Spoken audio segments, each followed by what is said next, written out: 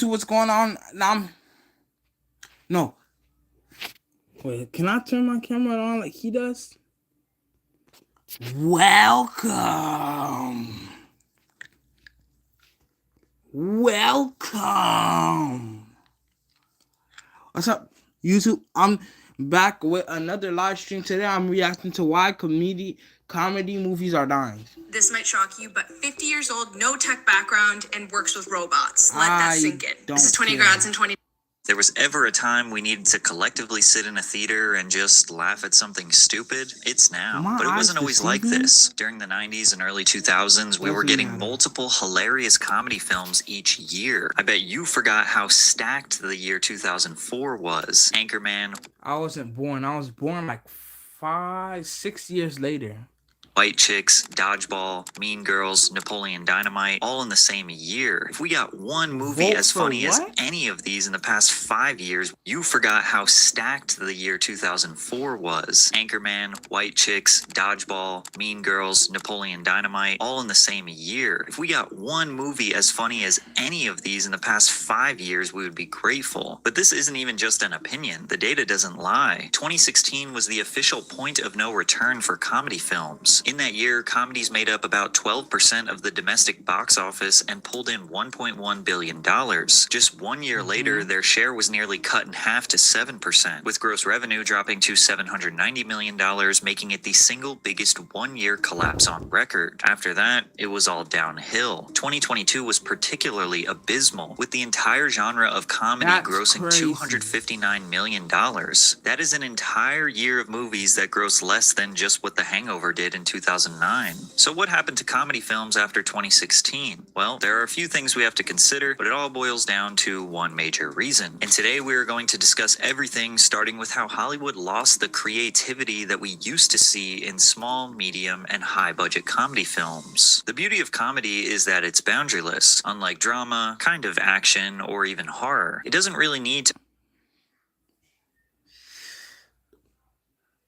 Why did a giraffe head just... Never mind.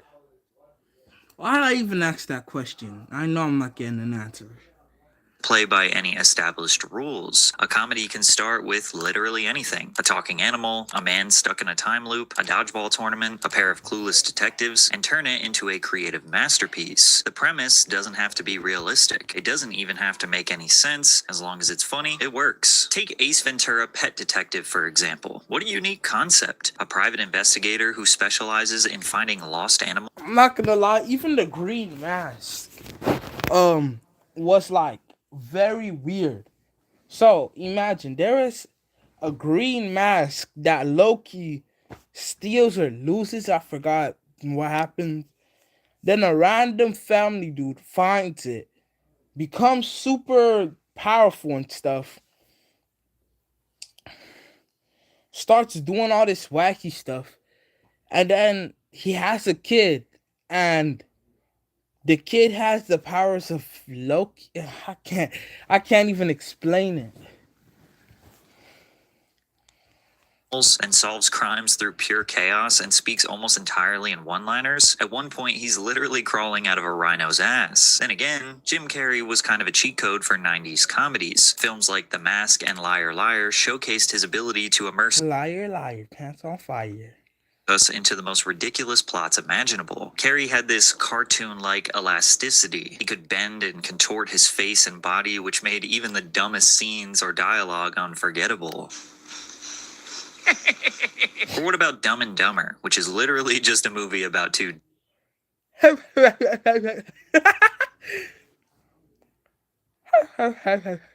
did he... Well, I probably won't be able to do it. Dumbasses. You go straight ahead, and you make the left over the bridge. That's a lovely accent you have. New Jersey? Austria. Austria? Well then, good day, mate. Let's put another shrimp on the barbie.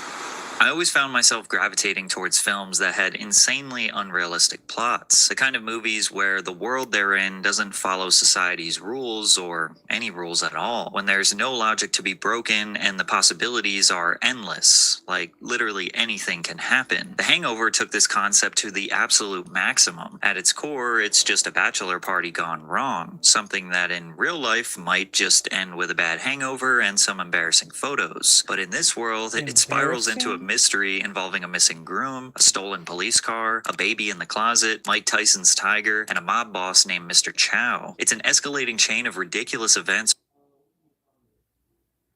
where every new reveal is crazier than the last, and because the movie establishes early on that anything can happen, that is crazy. What? Why am I have to watch this movie? you never question it. In Anchorman, the 1970s news industry is less about journalism and more about ego wars that escalate into literal deadly combat between rival news teams. Compete with tridents, horses, and someone catching on fire, and then casually returning to work like nothing happened. Anchorman is the perfect example of a comedy movie that dedicates almost all of its dialogue to do one very important thing: make you laugh. Brian, I'm going to be honest with you. That smells like pure gasoline. They've done studies, 60% of the time, it works every time.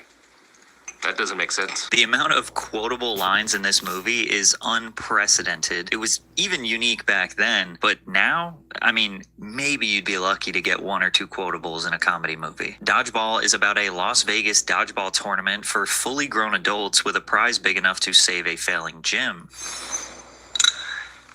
If you can dodge a wrench, you can dodge a ball. What? If you could dodge a bullet, then you can most definitely dodge a ball. But that doesn't mean I should shoot at you, does it? They get their asses handed to them by a bunch of Girl Scouts, experiment with some interesting uniform styles, and Ben Stiller is in this film doing what he does best, playing the role of the villain. And what about Ted, which asks you to accept, without hesitation, that a man's childhood teddy bear came to life, grew up with him, drinks, does drugs, and gets into full-blown relationships. And these are just some of the ultra-mainstream movies. I should try that. Because anytime I ask a girl, does she come here often? She's literally like, the last time I tried that move, all of the girls looked at me crazy and talked about, oh, you're a baby, this, that, and the third. First of all, I am not a baby. Just because I'm a freshman doesn't mean anything. That just means I'm fresh meat. But if you don't like fresh meat, then you're lost. Second of all, if I just hit them with one of these, and a little way. Hi. My name's Sinbad. Nah. Never mind. Get me started on Pootie Tang and Don't Be a Menace to South Central while drinking your juice in the hood. These are movies that are so absurd that you have to make sure you watch them with people who have the same humor as you, otherwise they'll look at you like you're crazy. There are very few comedies today that keep the spirit of this insane absurdity. However, Cocaine Bear is one that does come to mind, which is about an American black bear that eats a stash of cocaine that fell out of a plane smuggling drugs. I genuinely want to know, what do people think when they make these movies? Like, at least one of these movies had to have been made when somebody was not in their right mind. In my wildest dreams, I couldn't imagine that. A bear eating cocaine. Like, bro.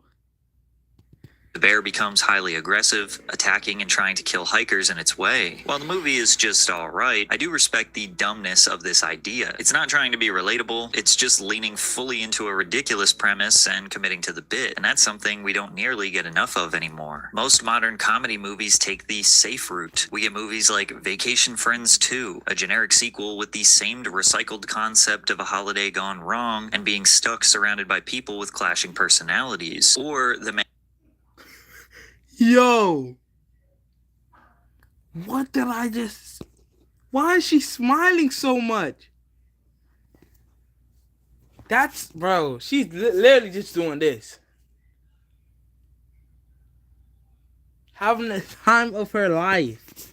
No, I gotta play that back. And she's... I shouldn't say that on live. Plus, I'm still a child, so no point in me saying that. Modern comedy movies take the safe route. We get movies like Vacation Friends 2, a generic sequel with the same recycled concept of a holiday gone wrong and being stuck surrounded by people with clashing personalities. Her legs are pretty chunky. That's all I gotta say. That sounds like an insult, but it's not. Bro, what am I talking about? Let me get back to the video. Or The Man from Toronto, another Kevin Hart buddy comedy that is so formulaic it feels like it was designed for people to turn on and then fall asleep while the ads run. Comedies rarely go for absurd humor these days because, well, it's really difficult. Too open of a canvas can make it harder to build a story with structure. The freedom to do anything also means there's nothing stopping you from literally losing the plot, which is kind of what happened in Cocaine Bear. However, other great comedy films in the past started with a lightly realistic framework which only enhanced the absolute farce that took place during the film. Like Super Troopers, a movie about morally questionable cops. Sure, that sounds realistic, until you realize these highway patrol officers spend more time pranking civilians and messing with each other than actually enforcing the law. They behave in a way that doesn't even come.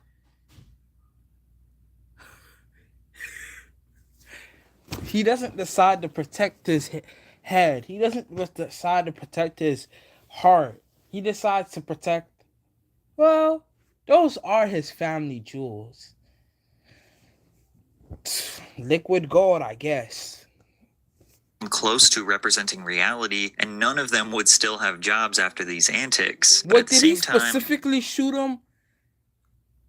it does make you think some cops might actually act like that in private. Or the 40-year-old virgin. Sure, it's very possible that a man could abstain or just not have the opportunity to have sex for half their life. And if you found that out, you might think, wow, that's interesting, and then move on. But the movie takes that basic, believable premise and pushes it into pure absurdity. It then turns into all of Steve Carell's co-workers dedicating their entire lives to getting him laid. And of course, stepbrothers. I have a stepbrother. Tons of people have step-siblings. It's an I don't. extremely relatable experience, navigating new family dynamics and sharing space with someone you didn't grow up with. But in the film, nothing about that is relatable. We have two 40-year-old men with no jobs that spend their days building bunk beds. Why is he cursing all of a sudden? No, what again? Hopefully, I heard it wrong. Because I don't like to listen to cuss words. Experience, navigating new family dynamics and sharing space with someone you didn't grow up with. But in the film, nothing about that is relatable. We have two 40-year-old men with no jobs that spend their days. No. I can't handle him saying bad words like that, guys. I'm gonna see you guys later. This is actually insane. Why would he say something?